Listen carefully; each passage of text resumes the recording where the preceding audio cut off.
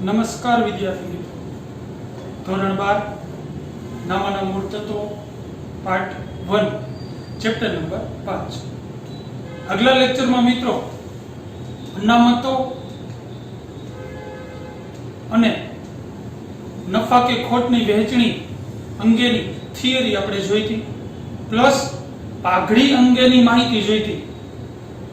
યાદ કરો, હિસાબી ધોરણ 26 કલમ નંબર 35 અને 36 એની આમનોંધ જોઈ હતી.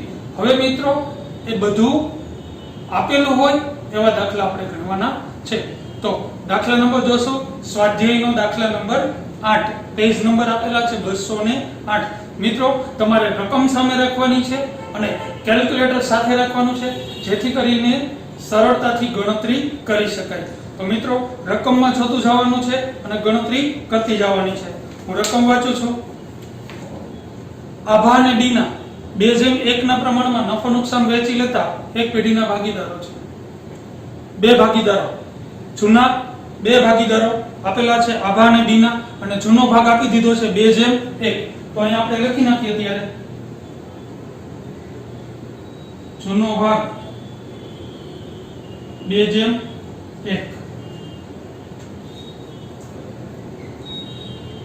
તારીખ 31/3/17 ના રોજ તેમની પેઢીનું પાકું સરવૈયું નીચે મુજબ છે. આપણને પાકું સરવૈયું આપેલું છે, એમાં માહિતી આપેલી છે. ત્યાર પછી નીચે આપેલું છે, તેઓએ 1/4/17 થી રુસિલને નવા ભાગીદાર તરીકે નીચેની શરતોએ દાખલ કર્યો. જો મિત્રો અહીંથી જ ખબર પડશે, શરતોએ દાખલ કર્યો એટલે પ્રવેશ આપ્યો છે. ક્યારે? 1/4/17 થી. અમુક હવાલાઓ આપ્યા છે અને નીચે લખ્યું છે જરૂરી આમનોંધ લખી પુનઃ મૂલ્યાંકન ખાતું, ભાગીદારોના મૂડી ખાતા, રોકડ કે બેંક ખાતું અને પ્રવેશ બાદનું પાકું સરવૈયું તૈયાર કરો. મિત્રો આટલા ખાતા આમનોંધ લખવાની છે અને ખાતાઓ તૈયાર કરવાના છે. આ રીતના ખાતા ડ્રો થશે. પહેલું પુનઃ મૂલ્યાંકન ખાતું, બીજું થશે ભાગીદારોનું મૂડી ખાતું, ત્રીજું થશે રોકડ કે બેંક ખાતું અને ચોથું નવું પાકું સરવૈયું. હેડિંગ આવશે 1/4/17 ના રોજનું નવું પાકું સરવૈયું. હવે જે નિયમો હતા એ નિયમો મુજબમાં છે એ ખાતાઓમાં આમનોંધ આપશું. લાભ કે આવક થઈ તો જમા, નુકસાન ખોટ જોગવાઈ થઈ તો ઉધાર, નફો કે ખોટ થાય જૂના ભાગીદારો વચ્ચે જૂના પ્રમાણમાં. રેડી? રોકડ આવે તો ઉધાર, જાય તો જમા બાજુ, મૂડીમાં વધારો થાય તો જમા, ઘટાડો થાય તો ઉધાર, મૂડી અને દેવું, મૂડી દેવા બાજુ, મિલકત લેણા બાજુ. રેડી? હવાલાઓ જોઈએ. રુસિલ રૂપિયા 1 લાખ મૂડી તરીકે અને 24,000 પાઘડી પેટે રોકડા લાવશે. જો મિત્રો રોકડા લાવશે, રોકડ આવે છે. પહેલા તો ઉધાર બાજુ લખશો. પહેલી અસર આવશે ઉધાર બાજુ, તો કે રુસિલના છે એ મૂડી ખાતે રોકડા લઈ આવે છે, મૂડી તરીકે 1 લાખ અને પાઘડી તરીકે 24,000. તો આપણે છે રોકડ ખાતામાં ઉધાર બાજુ એની અસર આવશે. પહેલી અસર આવશે અહીંયા, તો કે રુસિલના મૂડી ખાતે મૂડી તરીકે કેટલા રોકડા લઈ આવે છે? તો કે 1 લાખ. અહીંયા અસર આપશો 1 લાખ. રેડી? પાઘડી તરીકે કેટલા લઈ આવે છે? તો કે 24,000. તો અહીંયા લખશું પાઘડીના પ્રીમિયમ ખાતે 24,000. યાદ કરો મિત્રો, આપણે જ્યારે થિયરી લખી હતી ત્યારે કોઈ પણ નવો ભાગીદાર પાઘડી પેટે રોકડ કે અવેજ લઈ આવે ત્યારે ઈ રકમ છે એ જૂના ભાગીદારો તેમણે કરેલ ત્યાગના પ્રમાણમાં વહેંચી લે. રેડી? તો અહીંયા છે એ આપણે જૂનો ભાગ તો આપી દીધો છે, પણ હવાલા નંબર 6 જોવો, એમાં નવો ભાગ આપી દીધો 2:1:2. તો અહીંયા લખી નાખી નવો ભાગ બરાબર 2:1:2. નવો ભાગ આપણને આપી દીધો છે. સરળતાથી છે આપણે ત્યાગનું પ્રમાણ મળી જાય. તો કે નવો ભાગ છે અને જૂનો ભાગ છે, ત્યાગનું પ્રમાણ મળી જશે. જે ત્યાગનું પ્રમાણ મળે એ પ્રમાણમાં આ 24,000 છે જૂના ભાગીદારો વહેંચી લેશે. પહેલા રુસિલની છે એ મૂડી તરીકેની બીજી અસર આપી દે એના મૂડી ખાતામાં. અહીંયા લખશું રોકડ ખાતે અને રૂસિલના ખાનામાં 1 લાખ. હવે ત્યાગનું પ્રમાણ મેળવી લઈ. ત્યાગનો જૂનો ભાગ છે 9 ભાગે છે, તો એનું સૂત્ર મૂકીએ. ત્યાગ બરાબર જૂનો ભાગ માઈનસ 9 ભાગ. રેડી? પહેલા મેળવીએ આભાર. એનો જૂનો ભાગ છે 2/3 અને માઈનસ 2/5. રેડી? તો ચોકડી ગુણાકાર કરીએ.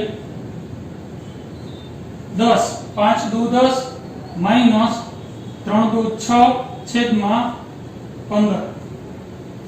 રેડી? આ બેનો ગુણાકાર 15, ચોકડી ગુણાકાર 5 દુ 10 3 દુ 6. રેડી? તો અહીંયા આવશે 4/15. રેડી? ત્યાર પછી બીના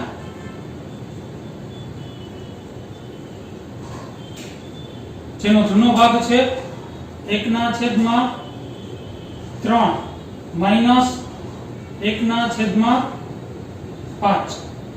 રેડી? ચોકડી ગુણાકાર કરીએ. 5 માઈનસ 3/15. તો અહીં આવશે 5 માંથી 3 બાદ કરી એટલે 2/15.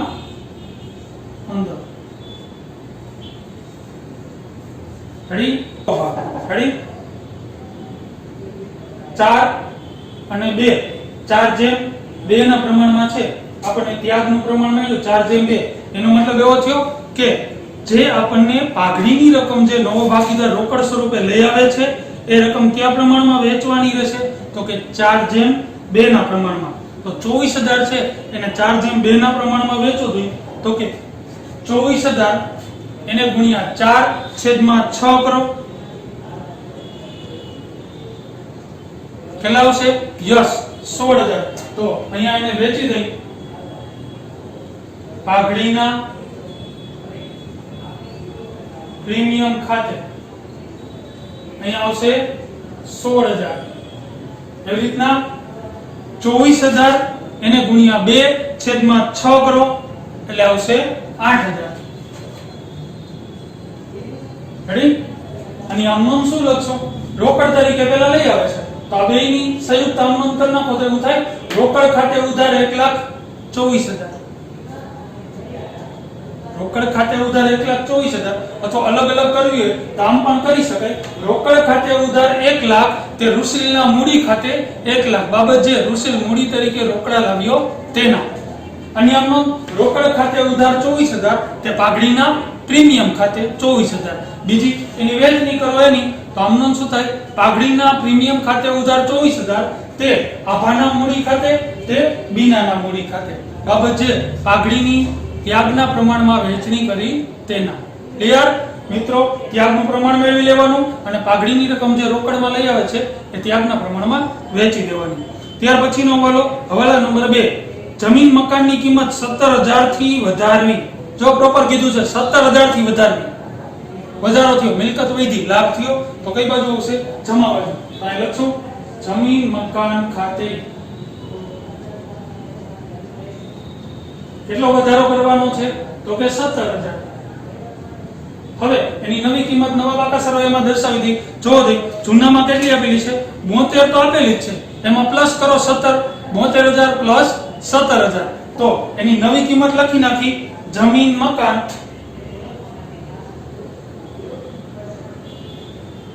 કેટલા આવશે? 89,000. ખરી?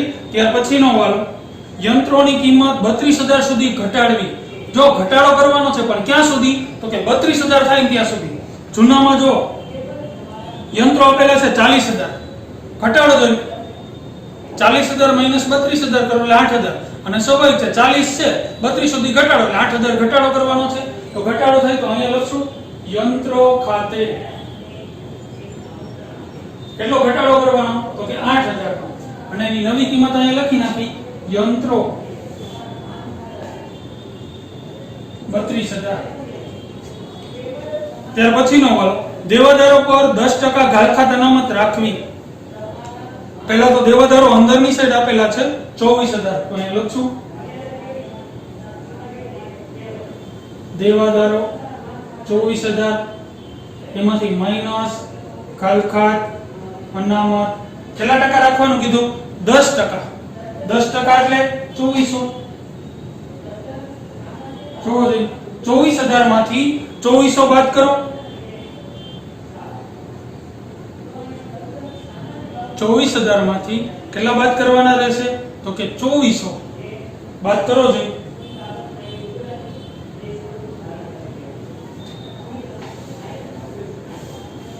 21,600 રેડી હવે જો જૂનામાં કેટલા આપ્યા છે 2000 તો આપેલા છે કેટલો કરવાના છે તો કે 2400 કેટલાનો વધારો થયો 400 નો કાલ ખાતાનામાં તો આપણા માટે જોગવાઈ છે નુકસાન છે તો અહીંયા 400 લખશું કાલ ખાત અનામત ખાતે કેટલો વધારો થયો તો કે માત્ર 400 નો 2000 તો ગણેલા જ હતા રેડી ત્યાર પછીનો વાળો નહીં ચૂકવેલ વીજળી બિલ માટે 1100 ની જોગવાઈ કરવી 1100 જો ચૂક્યું જ નથી ચૂકવવાનું છે તો આપણા માટે નુકસાન થયું અહીં લખશું નહીં ચૂકવેલ વીજળી બિલ ખાતે કેટલાની જોગવાઈ કરવાનું કીધું આપણને તો કે 1100 રૂપિયા અહીંયા લખશું 1100 બીજી અસર અહીંયા મૂડી દેવા બાજુ દેવા તરીકે આપશો તો કે અહીં લખી નાખશો નહીં ચૂકવેલ વીજળી બિલ કેટલું તો કે 1100 રેડી ત્યાર પછી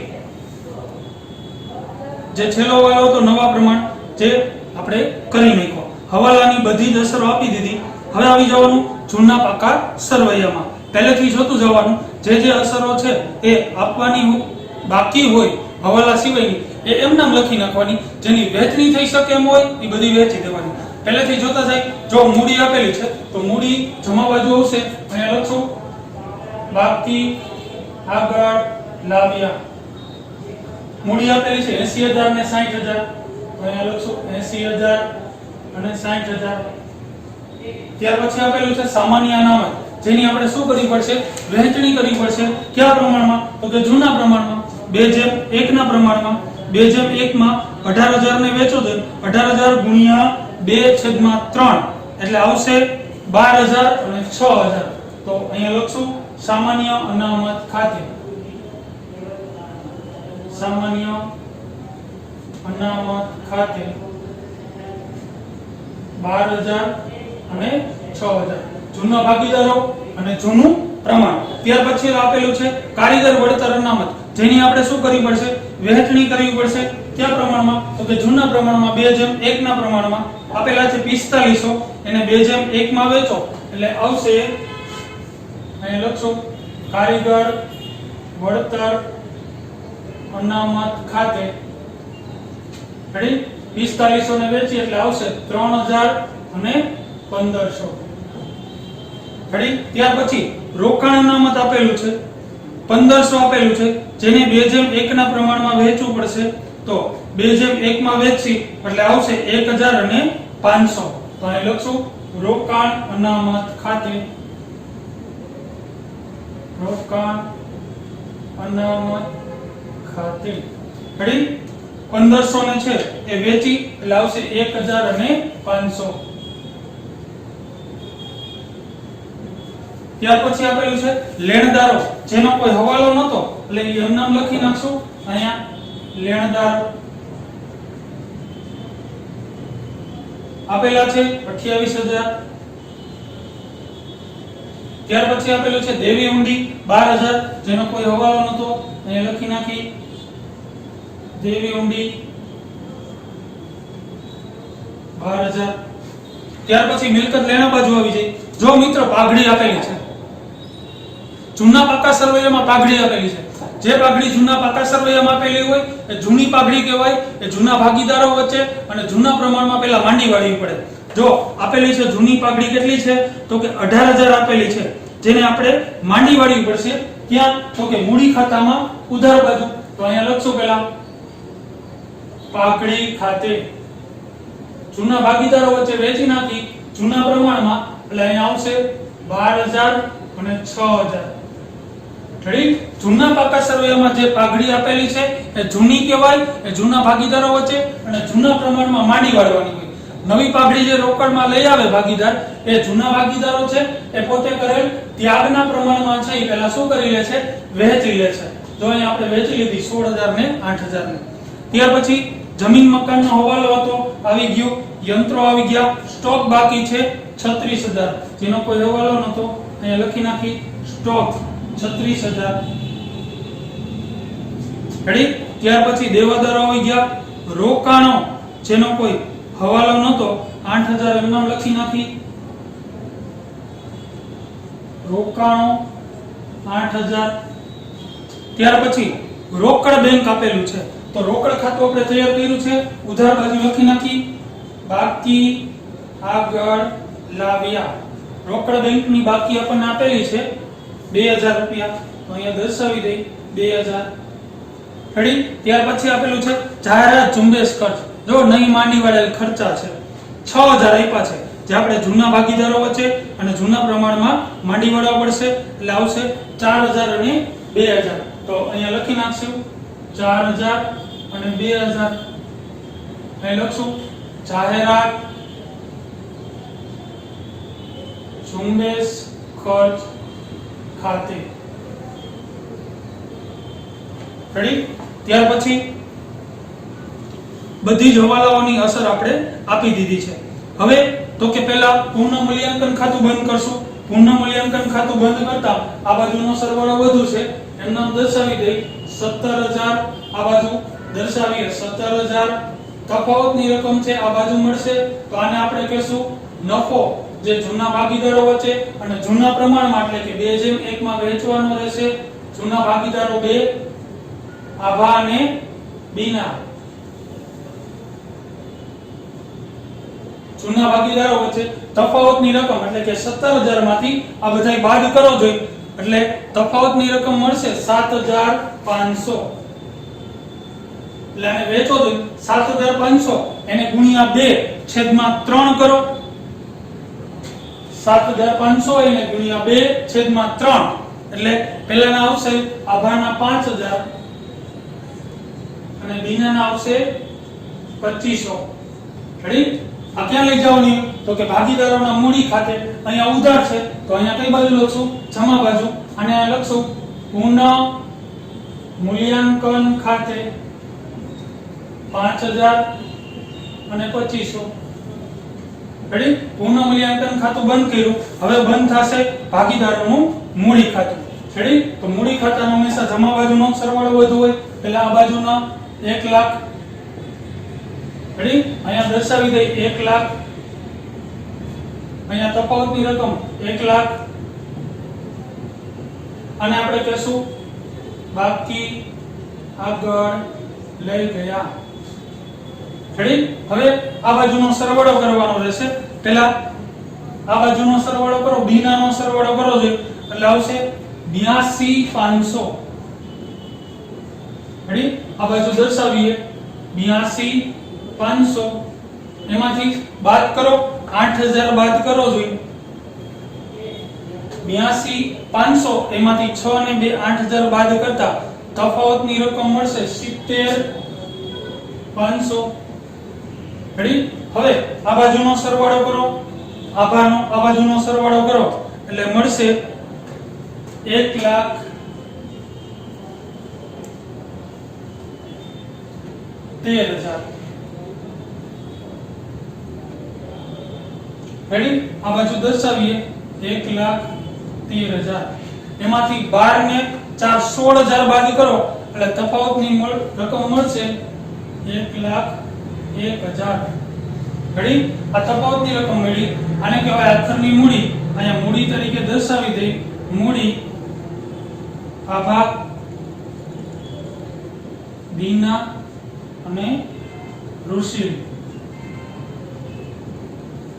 1,01,000 70,500 અને મળ્યું 1 લાખ. રેડી? હવે બંધ થશે રોકડ ખાતું. જો રોકડ ખાતામાં એક જ બાજુ રકમ છે એટલે એ બાજુનો જ સરવાળો વધુ આવશે, તફાવતની રકમ જમા બાજુ મળશે, આ બાજુનો સરવાળો કરો એટલે મળશે 1,24,000 ને 2 26,000. આ બાજુ દર્શાવીએ 1,26,000. રેડી? હવે 1,26,000 મેળવ ઈ તફાવતની રકમ એટલી જ મળશે જે આપણે તફાવતની રકમ છે અહીંયા લખી નાખી એટલા જ મળશે 1,26,000. આને આપણે કહેશું બાકી આગળ લઈ ગયા. અને આપણે અહીંયા દર્શાવી દઈ રોકડ ઓબ્લિક બેંક. પેલી તફાવતની રકમ મળી 1,26,000. રેડી? હવે બંધ થશે પાકું સરવૈયું. પાકા સરવૈયાનો બે બાજુનો સરવાળો કેવો મળવો જોઈએ? સરખો. પહેલા આ બાજુનો સરવાળો કરો જોઈએ, આ બાજુનો સરવાળો કરો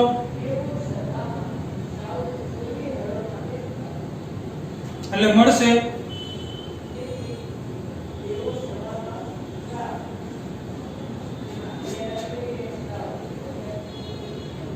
3,12,600. આ બાજુનો સરવાળો પણ એટલો જ આવવો જોઈએ 3,12,600. મિત્રો આવી રીતના છે કે છેલ્લે પાકા સરવૈયાનો બે બાજુનો સરવાળો છે એ સરખો મળવો જોઈએ. હવે મિત્રો જો આપણને આમનોંધ લખવાની કીધી હતી, હવે કેટલી આમનોંધ થશે? રેડી? જોતા જાય પહેલા જ પહેલી આમનોંધ કી કરશો?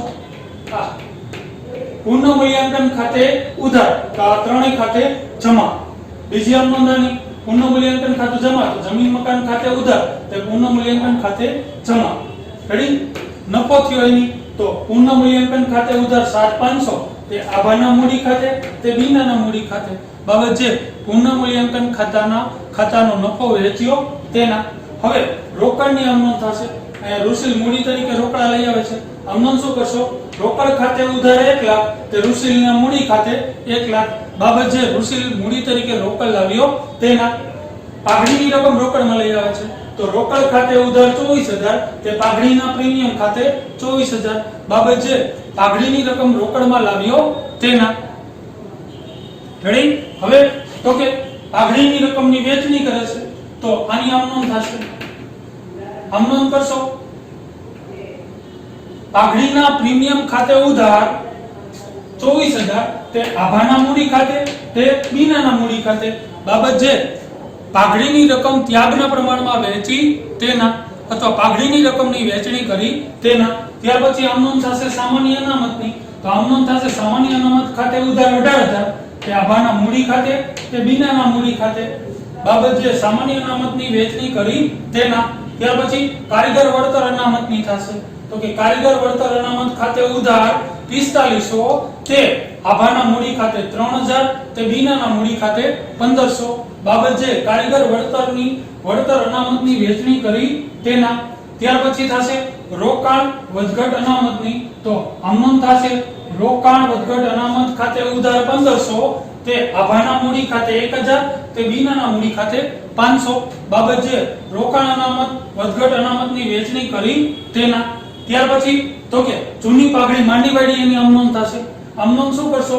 તો કે આભાના મૂડી ખાતે ઉધાર 12,000, બીનાના મૂડી ખાતે ઉધાર 6,000, તે પાઘડી ખાતે 18,000. બાબત જે જૂની પાઘડી માંડી વાડી તેના.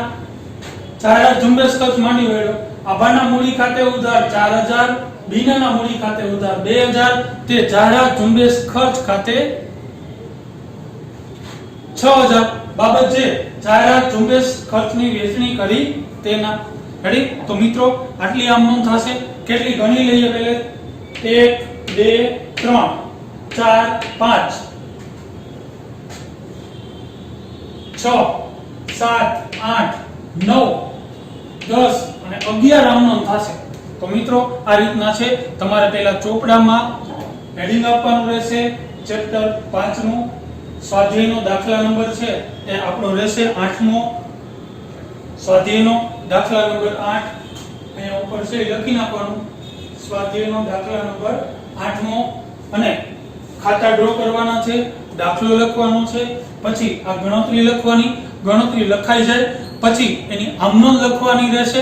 આમનોંધ લખાઈ જાય એ હોમવર્કમાં રહેશે આમનોંધ. અને બીજો હોમવર્ક શું રહેશે?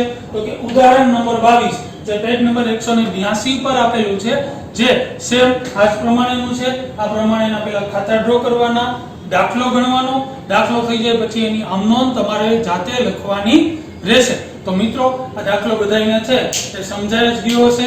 તો આ રીતના છે તમારે ચોપડામાં આ દાખલો ગણી અને હોમવર્કનો દાખલો અને આમ નોંધ સહિત લખવાનો રહેશે. થેન્ક યુ મિત્રો.